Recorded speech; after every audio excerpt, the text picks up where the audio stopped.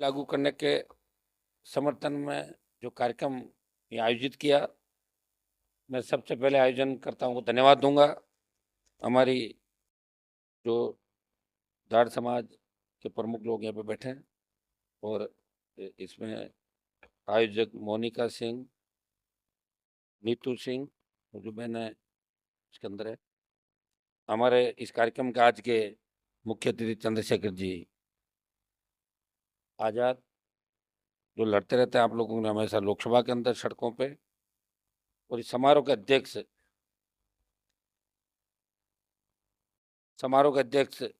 राम कुमार जी सोलंकी सरुखाब के अध्यक्ष हैं।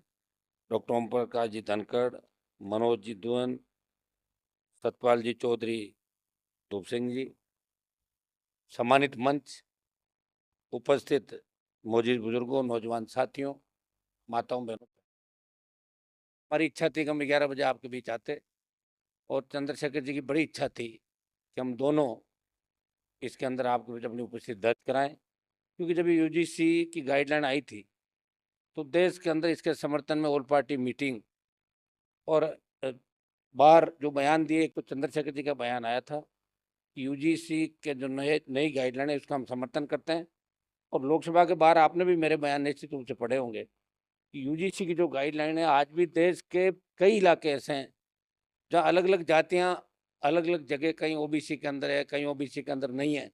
तो जब यूजीसी की टीम देश के विश्वविद्यालय कॉलेजों के अंदर गई और उन्होंने देखा कि एससी एसटी के साथ साथ ओबीसी, मुस्लिम और दूसरा जो दबा कुचला तबका है उनके साथ भी अन्याय अत्याचार यूनिवर्सिटी कॉलेज के अंदर होता है, तो यूजीसी ने गाइडलाइन जारी की और ये कहा कि एससी एसटी को जो शक्तियां प्राप्त है कानूनन, वो ओबीसी और अन्य जो पिछड़ा वर्ग अपना है उनको, दलित शोषित तबके को यूनिवर्सिटी कॉलेज के अंदर मिलनी चाहिए।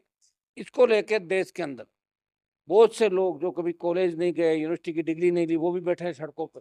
भाई आप क्यों बैठे हो, आपको क्या पता यूजीसी क्या है? बोले यूजीसी का पता नहीं, ऐसे ही लाके बिठा दिया। बहुत से लोग देश के अंदर बवाल कर रहे हैं और इस कानून के अंदर ऐसा कुछ भी नहीं है।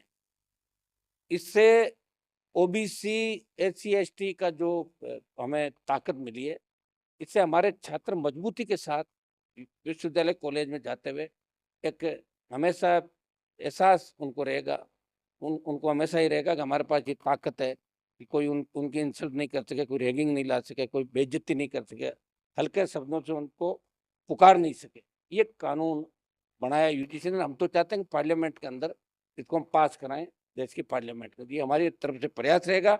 और जो लोग इसका विरोध कर रहे हैं, उन्होंने विरोध करके भी देख लिया, बड़ी बड़ी बातें करी, ऐलान किए, लेकिन मैं ये कह रहा हूँ कि एससी एसटी ओबीसी की अगर पूरी गणना इस देश के अंदर हो जाए और सारे आंकड़े अगर देश के सामने आ जाए तो देश के अंदर लोगों की आंखें खुल जाएगी। मुस्लिम भी बहुत परेशान है इस देश के अंदर, कॉलेज यूनिवर्सिटी के अंदर देखते हैं किस दृष्टि से देखा जाता है। तो तमाम तबके, दबे कुचले तबके, जिन्होंने आज़ादी की लड़ाई के अंदर सबसे ज़्यादा बढ़ चढ़ के हिस्सा लिया, और चंद्रशेखर जी जैसा आपको बताया कि किसान आंदोलन के अंदर, मैं खुद पिछली सरकार थी उसमें एनडीए के अंदर था, तब देश का किसान तकलीफ में था। आप देखिए कि सत्ता को ठोकर मार के अगर सड़क पे कोई आया तो उत्तर भारत के अंदर हनुमान बेनीवाल सत्ता को ठोकर मार के सड़क पे आया। और एक अकाली आए तो अकाली तो खुद पूरे टाइम राज किए हुए थे, मुख्यमंत्री रहे, उनके परिवार से लंबे समय तक मंत्री रहे, उनके फर्क भी नहीं पड़ता। लेकिन मेरे लिए तो इससे अच्छा मौका नहीं था कि सत्ता के अंदर रह जाता, मंत्री बन जाता, 6 महीने पहले आ जाता। बाहर लोग ऐसे ही करते हैं, पहले आते हैं, पार्टी बदली, फिर आए, फिर गए। लेकिन जब कौम को आवश्यकता पड़ी, देश के अंदर जब किसान को आवश्यकता पड़ी, जब लोगों ने कहा कि आप अगर बाहर आ जाओगे तो मोदी जी कमजोर होंगे और हमारे आंदोलन को ताकत मिलेगी। सिर्फ भाइयों के सम्मान के लिए मेरा कोई, देखिए हरियाणा पंजाब से आंदोलन था और राजस्थान में इस आंदोलन को लेकर चूं तक नहीं हुआ था। उस समय शाहजहांपुर का बॉर्डर हनुमान बेनीवाल के आह्वान पे जाम किया, के बाद 50,000 से ज्यादा लोग लेके मैं आया। और आज आपको बता दूं कि हमें नींद अच्छी आती है कि चाहे हम सत्ता के अंदर है या नहीं, चंद्रशेखर जी हम लड़ते हैं, अंदर देखते हैं दोनों, और पूरा सत्ता पक्ष विपक्ष भी देखता है कि दोनों एक हैं। चाहे मैं इंडिया अलायंस से आता हूँ, ये भी सरकार के दोनों पार्टियों के खिलाफ है। मैं कहना को तो इंडिया अलायंस के अंदर हूँ, लेकिन इंडिया अलायंस में भी कोई गड़बड़ी होती है तो मैं निश्चित रूप से बयान देता हूँ। मैं कहता हूँ ये बिल्कुल सही नहीं है, मेरी बात में रखता हूँ तो अकेला। और हम दोनों इस पार्लियामेंट के अंदर एक है। स्टेट के अंदर भी हमारा अलायंस था राजस्थान के अंदर, यहाँ भी आप देखते हो हर मुद्दे पे दोनों लड़ते नजर आते हैं। चाहे पहलवान बेटियों का मामला हो, सबसे पहले आवाज किसने उठाई? लोकसभा के अंदर। जब विनय उसको रोका गया, कौन लड़ रहा था लोकसभा के अंदर? अग्निवीर को लेके। अगर देश में सबसे बड़ी रैली करी तो जोधपुर में 2 लाख जवानों की रैली करके संदेश दिया कि हम दिल्ली की तरफ आ रहे हैं। मैं आपको विश्वास दिलाता हूँ कि सरकार कमजोर है। जिस दिन आप सड़कों पर आ जाओगे और आपके 2 नेता और 2-4 और नेता, मैं ज्यादा की कह भी नहीं रहा हूँ, अगर 4-5 MP भी ये तय कर ले कि हमें अग्निवीर को समाप्त कराना है, तो इस सरकार के अंदर ताकत नहीं, बहुत डरपोक सरकार है। जब हल्ला होता है तो किस तरह पार्लियामेंट के अंदर डरती है। लेकिन हमारे नेता कमजोर हो गए, जिनको आप चुनते हो वो अपनी ताकत को पहचान नहीं पा रहे, वो हाथ जोड़ के खड़े हो जाते हैं। बातें तो बड़ी बड़ी करके आते हैं, लेकिन लोकसभा के अंदर आते हुए उसके बाद अपने लोगों की बात करते हैं, उनको डर लगता है। और उसी का परिणाम है कि सरकार चाहे जैसे कानून लेके आती है, चाहे जैसे बिल लाती है। हम महिला रिजर्वेशन के पक्षधर हैं, लेकिन अब जो सरकार महिला रिजर्वेशन का बिल लेके आ रही, पता नहीं किस तरह का लेके आएगी। बिना OBC की जनगणना के, बिना देश के अंदर जब तक आप नई जनगणना नहीं करा दो और एकदम से लाके थोप दो और उसके अंदर ये करेंगे कि ये नेता बीजेपी को परेशान कर रहे हैं, इनकी सीटें रिजर्व करो, वो तो करेंगे 40 लोगों की। तो इसके लिए भी आपको तैयार रहना होगा। हम महिला रिजर्वेशन के पक्ष में हैं, लेकिन चला के इस आड़ के अंदर अगर सरकार कोई गलत चीज लेकर आई तो हम उसका विरोध भी करेंगे, चाहे हमें सहजता खोनी पड़े, घर बैठ जाए, कोई फर्क नहीं पड़ता। बहुत लंबी लड़ाइयाँ लड़ी, लंबे समय तक MLA MP रहे, आगे रहे कि नहीं रहे, लेकिन इतिहास जरूर रहेगा कि कोई आए थे और लड़के चले गए। ये तो हमेशा ही हमारा बन गया और आगे भी रहेगा। आप लोगों ने बुलाया, आज हमारा दोनों का वित्त विधेयक में बोलने का नंबर, पता नहीं आएगा कि नहीं आएगा नंबर, जब तक जाएंगे हो सकता है वित्त मंत्री खड़ी हो जाए। लेकिन फिर भी आपने कार्यक्रम रखा, आप सबकी इच्छा थी और हमारे कहने से आपने कार्यक्रम को आगे भी रखा। अब की बार हमारी डेट दी हुई थी। आपके कार्यक्रम की जो शुरुआत दिल्ली के अंदर आपने करी है, इसका मैसेज पूरे देश के अंदर जाएगा। आज देश के कोने कोने के अंदर लोग इस बात को समझेंगे कि UGC की जो गाइडलाइन आई है उसको लागू कैसे करें। इसके लिए देश का तमाम जवान, किसान, दलित, शोषित, मुस्लिम तबका आज से चालू हो जाएगा सोशल मीडिया के साइट पे। और दूसरे तरीके से मैं आपको कहना चाहूँगा कि दिल्ली, मैं राजस्थान से जरूर आता हूँ, लेकिन दिल्ली हरियाणा का मेरा बहुत लगाव। मैं विश्वविद्यालय के अंदर राजनीति करता था, धूप सिंह जी तो हमसे आगे थे। हरियाणा के बच्चे LLB करने के लिए जयपुर आते थे, और जो जयपुर आ गया वो बिना एडमिशन वापस नहीं गया। मैंने कभी परसेंटेज नहीं देखी उनकी, कितनी है भैया, 40 करा दो, 38 करा दो, चाहे मेरे खिलाफ खूब विधानसभा में बोले FIR कराओ, ये कराओ, वो कराओ। मैंने कहा पढ़ने का हमारा अधिकार है और हर कोई चाहता है वो राजस्थान विद्यालय के अंदर पढ़े। हरियाणा में परसेंटेज ज़्यादा जाती है कुछ जमाने के अंदर।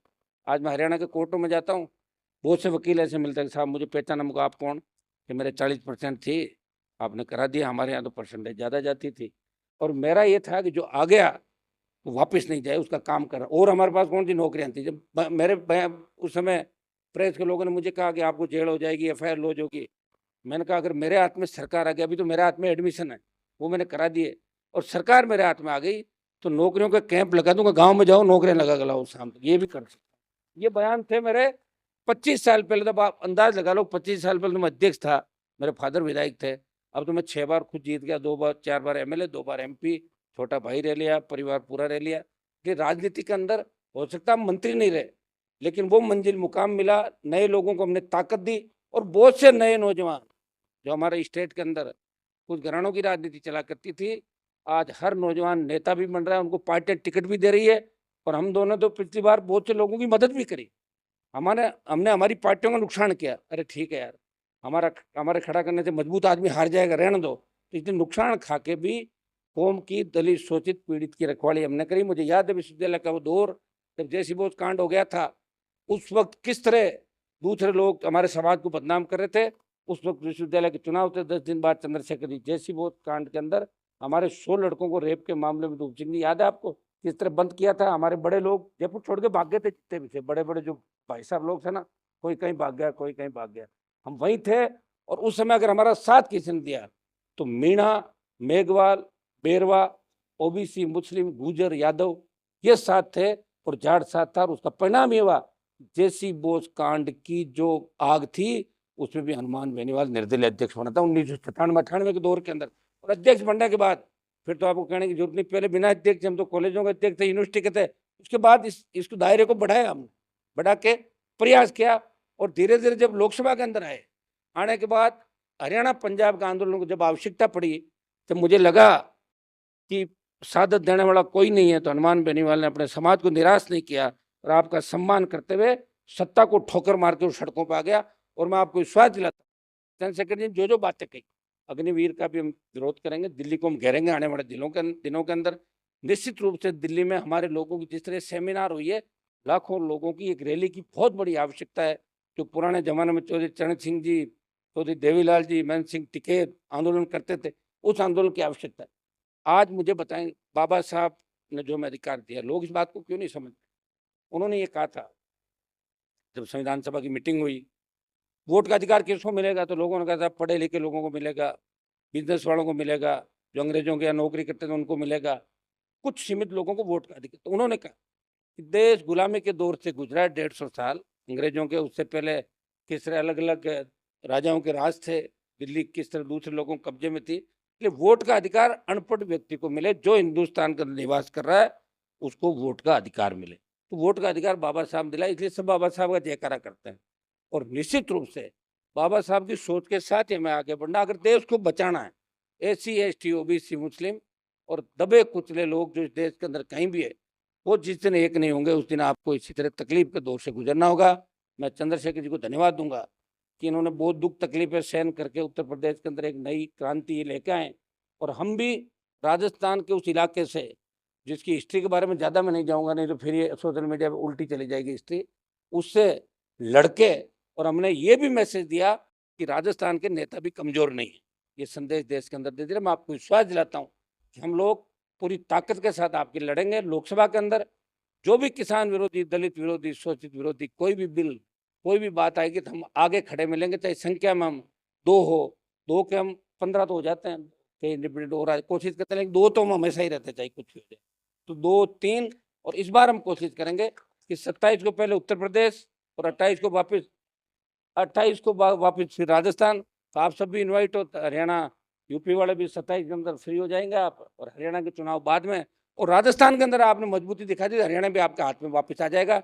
नहीं तो हाथ में आया हुआ हरियाणा चला गया, सिर्फ शेड्यूल कास्ट के अलावा हमारे साथ में कोई नहीं दिखा। इस चुनाव के अंदर में देखा था। इन चीज़ों का आपको ध्यान रखना है। जड़ सिख बैठे हैं, जाट, विष्णोई, सिद्ध, जोगी, नाथ, जो हमारे धनावंशी, जो अलग अलग हुए पंथ नए आए। हमारी कौम ने तो हमेशा दरिया दिली दिखाई। हो सकता है 100% हर कौम में कोई अच्छा आदमी नहीं होते, लेकिन आज भी देश को जहाँ आवश्यकता पड़ती है, जहाँ किसी गरीब को गांव में मदद की जरूरत पड़ती है, तो जाट सबसे पहले खड़ा होकर उसकी मदद करता है, रखवाली करता है, प्रयास भी करता है। कई बार परिस्थितियाँ ऐसी बन जाती कि बहुत से लोग निकम्मे किसी भी कौम से आ जाते हैं, लेकिन फिर भी मैं देश के नौजवानों को, आप सब जो आपने कार्यक्रम कराया हमारे इस बैनर तले यूनिवर्सल जाट मिशन के, तो उनको मैं सबको बधाई दूंगा। और ये भी कहना चाहूँगा कि पंजाब, हरियाणा, अफगानिस्तान से लेकर गंगा के तट तक जो हमारी आबादी थी, धीरे धीरे एक प्लानिंग के तहत हमें आपस में लड़ने का काम किया, अलग अलग करने का काम किया। फिर भी हम सब लोग नए सिरे से एक होंगे। किसान आंदोलन पंजाब से चला और उसमें हनुमान बेनीवाल ने साथ दी। से आप अंदाज लगा सकते हो कि अब ये कौमें एक होगी। यूपी, हरियाणा, पंजाब, दिल्ली, राजस्थान, मध्य प्रदेश और तमाम जो देश के इलाके हैं, वहाँ दबा कुचला व्यक्ति हमारे साथ खड़ा मिलेगा। और हम सब मिलके जो मिशन आपने चलाया है, ये तो हम कराएंगे। गाइडलाइन लागू करने का जो समर्थन है, ये आज से ही देश भर के अंदर अभियान चलेगा। और हम चाहेंगे कि हम आगामी समय के अंदर दिल्ली में एक बड़ी रैली हम लोग मिलकर करें, और वो रैली हो SC ST OBC की रैली। ऐसा रैला हो कि लोग बिलों के अंदर दुबक जाए। ये काम आने वाले समय के अंदर दिल्ली के अंदर के। बहुत बहुत आपको बधाई, धन्यवाद। दोबारा आपसे मिलेंगे। बहुत बहुत धन्यवाद।